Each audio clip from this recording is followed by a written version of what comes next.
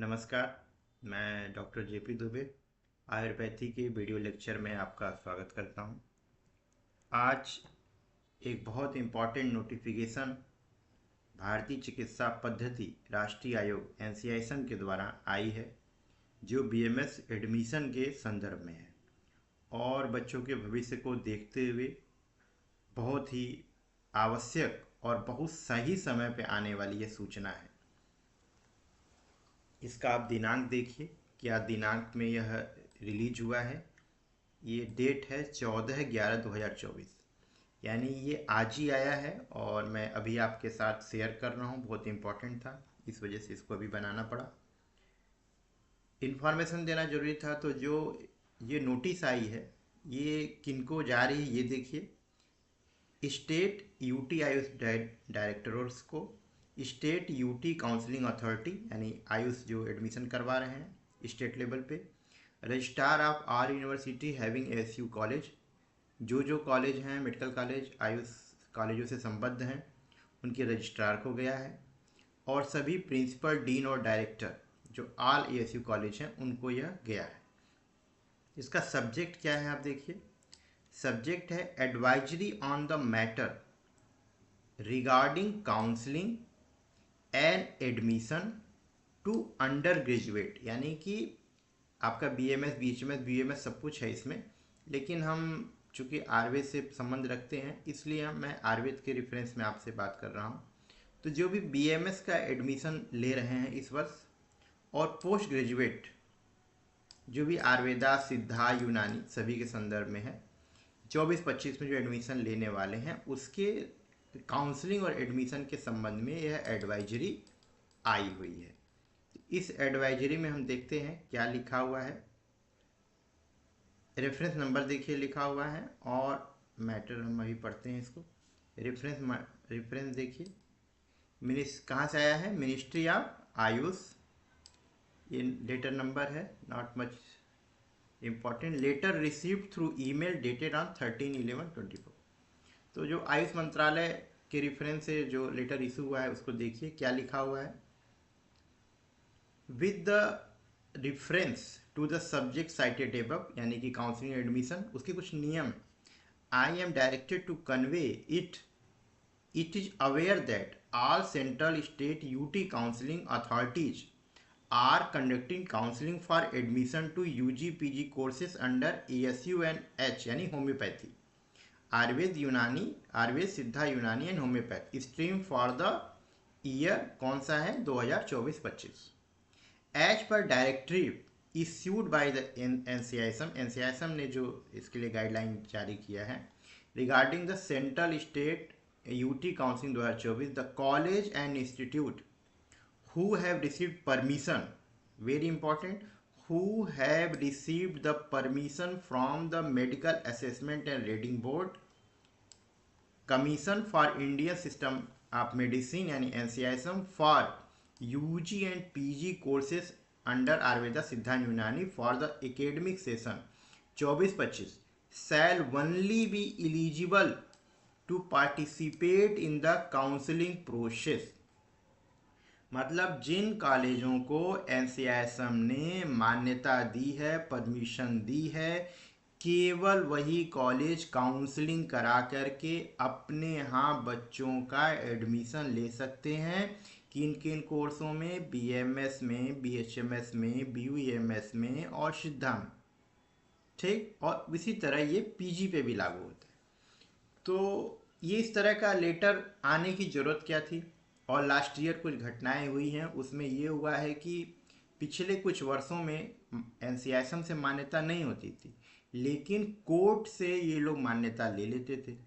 Court से मान्यता लेने के बाद बच्चों का एडमिशन हो जाता था और कोर्ट आदेश देती थी कि आप जो है एनसीआईएसएम जो है दोबारा विजिट करें वहाँ की, और जो इनके रूल रेगुलेशन में डायरेक्टर दे करके, डायरेक्शन दे करके सुधार करवाए, सुविधाएं फैसिलिटी को बढ़ाए, जो कि पॉसिबल नहीं होता है। इस कारण क्या होता है, कई बच्चों का भविष्य जो है वो पूरा बैच जो अधर में चला जाता है और कई बच्चे ऐसे फंस चुके हैं।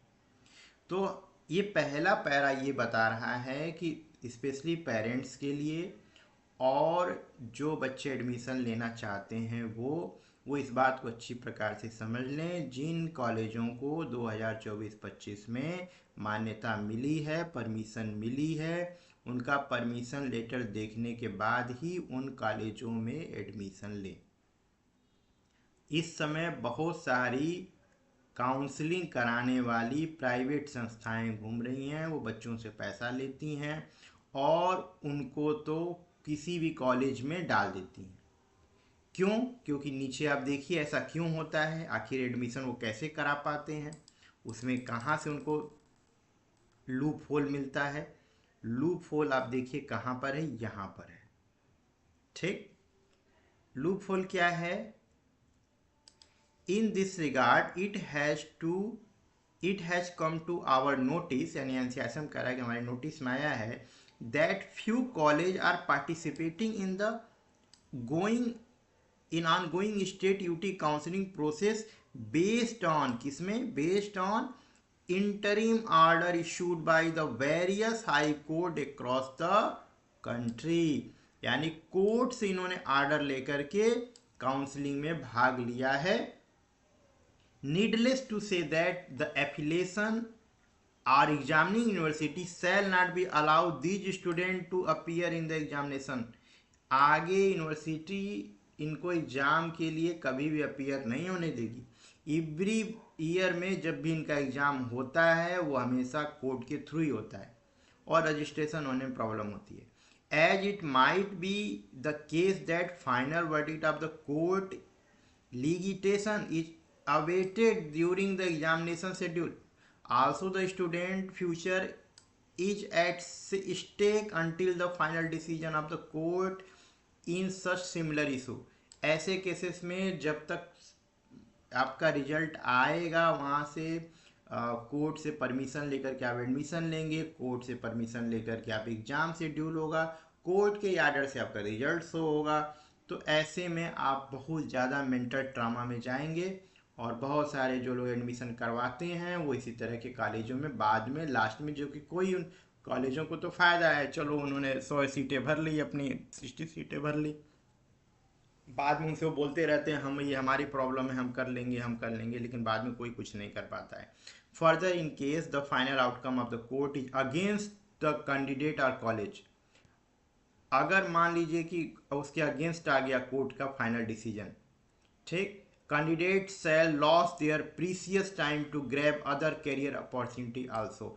ये सारा 4 साल 5 साल का आपका मेहनत बर्बाद हो सकता है। सो ऐसा देखिए, ऐसे नोटिसेस पहले एनसीआईएसएम बहुत डिले देती थी। 6-6 महीने बच्चे पढ़ चुके हैं, नए सत्र में आ चुके हैं, तब जाके आता था आपकी परमिशन नहीं है। लेकिन ये अभी ऑनगोइंग काउंसलिंग के दौरान आया है, तो आप इसको सीरियसली लेंगे, पेरेंट्स भी सीरियसली लेंगे, बच्चे भी सीरियसली लेंगे। ठीक, किसी के बहकावे में नहीं आएंगे। जिन कॉलेजों को मान्यता प्राप्त है उन्हीं कॉलेजों में जाके सीटें लेंगे, जब तक काउंसलिंग, जब तक उनका अलॉटमेंट लेटर वेबसाइट से देख ना लें। ठीक, therefore in view of the above fact, the excess in the fact in exercise of the power are as confirmed under section 44 of NCISM Act 2020, the state IUT counseling authorities are directed to ensure the following instruction। तो वहाँ से जो instruction आ रहा है उसको हम लोग देख लेते हैं। ओके, देखिए पर क्या लिखा है, ऑल प्राइवेट आयुष, मतलब ऐसे ही पढ़ दे रहा, all private AYUSH institution have to display the permission status of the college for the year 24-25 issued by the NCISM on the college website. क्या डायरेक्टरी आई है कि सभी प्राइवेट कॉलेज जो हैं अपने वेबसाइट पे कॉलेज का एफिलिएशन और परमिशन दोनों लेटर कॉलेज के वेबसाइट पे लगाएंगे, ताकि बच्चे उसको सर्च करेंगे, देखेंगे, देखने के बाद वो एडमिशन लेंगे। They should also display the number of seat obtain. ये भी होता है कभी कभी, चूँकि एनसीआईएसएम सीटें कम कर देती है आपकी फैसिलिटी को देख करके। 100 की सीट है तो पता चले कि 80 सीट पे मान्यता दी है, और 60 की सीट है तो 50 पे दी है, लेकिन वो काउंसलिंग में वो 60 सीट का एडमिशन ले रखे हैं। तो ये भी एक तरीके का क्राइम है। क्या दिया है, display the number of seat obtained through the interim order on the official website along the with case detail and at least update of case time to time। ठीक, तो सबसे पहले तो लेटर दिखाना है और साथ में जो है अगर कोई इस तरह का केस है, आपने कोर्ट से ऑर्डर वगैरह कुछ ले रखा है, तो उसको भी आपको वहाँ पे वेबसाइट पे अपने शो करना होगा। बहुत अच्छा, नेक्स्ट चलते हैं। नेक्स्ट क्या आदेश है? At the time of allotment all counseling authority are instructed to mention the permission status of the college against the available seat matrix of the college and display the same on the counseling authority website। तो ये आपका पूरा जो है college की seat की क्या स्थिति है उसको बताने वाला मटेरियल है। ठीक, आपको बताना पड़ेगा, सारा उसकी सूचना देनी पड़ेगी। Before initiating the allotment process thoroughly verify the consent of affiliation of the university to which the college are affiliated। जिस कॉलेज से एफिलिएशन हुआ है उसका भी लेटर आपको देखना होगा। काउंसलर जो काउंसलिंग करा रहे हैं उनके लिए आदेश है ये। आगे हम देखते हैं, ensure the candidate are well aware of the permission of status of the allotted college. कितनी सीटों की परमिशन मिली है या परमिशन नहीं मिली है। In case it is through the interim order, अगर ये कोर्ट के ऑर्डर से है, वेरी इंपॉर्टेंट, अगर ये कोर्ट के ऑर्डर से है तो क्या होगा, further during the reporting time the college shall convey to the candidate, college को कैंडिडेट को बताना पड़ेगा कि his or her admission through the अंतरिम ऑर्डर इज ओनली प्रोविजनल, ये एडमिशन आपका प्रोविजनल है, and subject to the final outcome of the court order, यानी कि आपका एडमिशन तो हुआ है लेकिन ये प्रोविजनल एडमिशन है, एनी टाइम ये कैंसिल हो सकता है। ठीक, साथ में प्रिंसिपल को आदेश दिया गया है कि वो shall submit the affidavit cum undertaking to the state UT counselling authority in case where admission is based on seat और permission obtained by the interim order of the court. आप जो काउंसलिंग करा रही है आपकी स्टेट में, उसको एक एफिडेविट प्रिंसिपल के थ्रू जाना चाहिए कि आप जो 100 सीटों के लिए या 60 सीटों के लिए या 50 सीटों के लिए काउंसलिंग में शामिल हो रहे हैं, वो सारी की सारी जो सीटें हैं वह कोर्ट के आदेश से आई हुई हैं, उसके एवज में आपको एफिडेविट देना पड़ेगा कि फर्दर कभी भी यह कैंसिल हो सकता है, ये प्रोविजनल एडमिशन ही होगा। In the case where admission is based on seat permission obtained by the interim order, the state authority shall ensure that college has taken an affidavit, college को भी क्या लेना पड़ेगा, has taken affidavit come undertaking from the candidate during the admission process, admission के process के दौरान उनको बच्चे से भी एक अंडरटेकिंग लेनी पड़ेगी कि इन केस अगर आपका एडमिशन कैंसिल होता है तो कॉलेज उसके लिए जिम्मेदार नहीं होगा।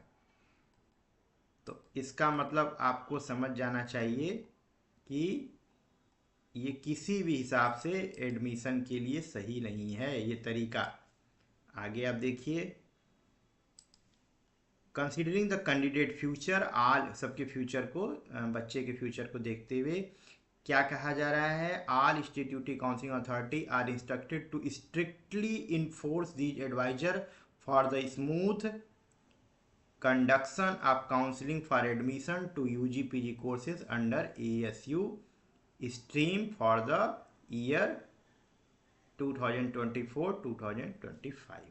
तो मतलब जो भी एडमिशन करा रहे हैं या काउंसलिंग बॉडी जो है उस चीज़ का ध्यान रखेंगी कि सबसे अंडरटेकिंग लेना है कि एडमिशन आपका जो है प्रोविजनल है। कुछ कॉलेज जो है कोर्ट के थ्रू एडमिशन को शो कर रहे हैं और शो करके वो ऐसा कर रहे हैं कि हमारे यहाँ एडमिशन ले लीजिए आप। ठीक, तो उनका एडमिशन सही नहीं है, एनी टाइम कैंसिल हो सकता है। Copy to chairman person secretary ministry or president member CVNICM।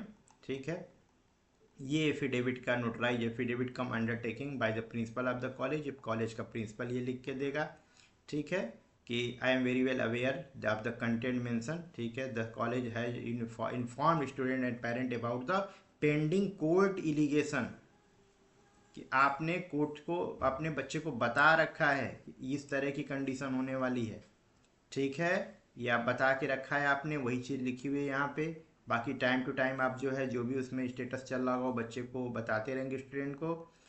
अब सिग्नेचर वगैरह है, एफिडेविट है, और नीचे एक और प्रारूप दिया है, ये बच्चे के द्वारा भरना है पेरेंट्स के लिए। पेरेंट्स के साथ इसको भरना पड़ेगा कि जो है ये 5th नंबर का पॉइंट देखिए, I am also aware that my ward shall have no equity with other non इलीगेंट student if final decision of the जो सुप्रीम कोर्ट है goes against the petitioner institution, if that if NCISM files any appeal against the order number ये cell be obtained. मतलब कुल मिला के ये है कि हम जो एडमिशन ले रहे हैं और वो हमें पता है कि वो कोर्ट के आर्डर से ले रहे हैं, एनी टाइम हमारा कैंसिलेशन हो सकता है एडमिशन का। तो किस तो मुझे नहीं लगता आपको किसी भी प्रकार से इस तरह की एक्टिविटी में शामिल होने की ज़रूरत है।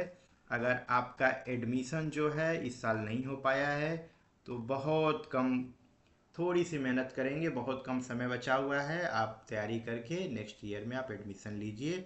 लेकिन कोर्ट के द्वारा जिन कॉलेजों को परमिशन मिली हुई है उन कॉलेजों में एनी हाउ आप कभी भी एडमिशन मत लीजिए। आपको बहुत अधिक मेंटल ट्रॉमा से गुजरना पड़ेगा और बाद में कोई साथ नहीं देता है, लोग एडमिशन करा के गायब हो जाते हैं। अलग अलग जो कंसल्टेंसी चल रही हैं, तो इस वजह से कभी भी किसी कंसल्टेंट की बातों में ना आइएगा। आप उन्हीं कॉलेजों में एडमिशन लीजिएगा जिनके वेबसाइट पे NCISM के द्वारा दिया हुआ एफिलेशन, यूनिवर्सिटी का एफिलेशन और NCISM के द्वारा दिया गया परमिशन दोनों हो। ठीक है, थैंक यू। तो चैनल को लाइक करिए, सब्सक्राइब करिए। Thank you.